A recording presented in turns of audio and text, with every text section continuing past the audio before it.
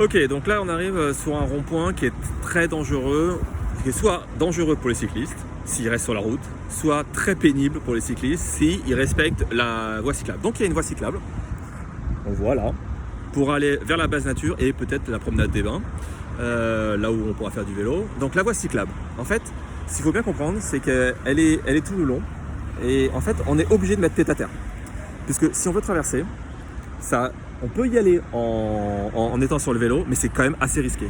Donc souvent ce qu'on fait, surtout quand on a des enfants, c'est qu'on met pied à terre. Donc il faut bien comprendre qu'en fait c'est comme si vous étiez en voiture et qu'en fait, parce que vous avez un carrefour, vous sortez de votre voiture, vous poussez votre voiture, vous remontez dans votre voiture, vous recommencez à démarrer votre voiture. Ah, troisième point, le troisième passage, hop, vous arrêtez votre voiture, vous sortez de votre voiture, vous poussez. Donc là en fait, en gros, en vélo, je suis obligé de passer par là, de m'arrêter une fois là-bas et une autre fois là-bas.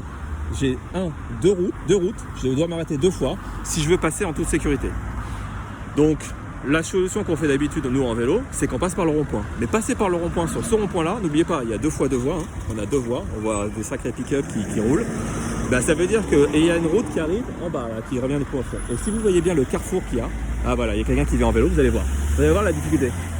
Il faut vraiment, il n'a pas fait le tour en plus, il faut vraiment faire très attention ici, c'est assez dangereux. Donc, plutôt que faire des voies qui sont sorties, comme celle-ci là, qui sont sorties de la route, en fait, il faudrait monopoliser une des voies là et faire un marquage au sol, comme ils font au Danemark ou dans les pays scandinaves. Ils font un marquage au sol, sous la route, qui fait tout le tour et qui est prioritaire. Ça veut dire que quand on arrive et qu'on commence à aller sur cette route là, à droite, qu'il y a la route à droite qui arrive, et bien en fait, on est prioritaire. Les gens doivent s'arrêter, que ce soit ici et sur l'autre route, pour pouvoir qu'on puisse continuer sur la vue de Provence. J'espère que vous avez compris, mais la difficulté, sinon, essayez-vous à vélo, vous verrez, c'est pas facile du tout. Et ça, c'est un carrefour très dangereux pour les vélos.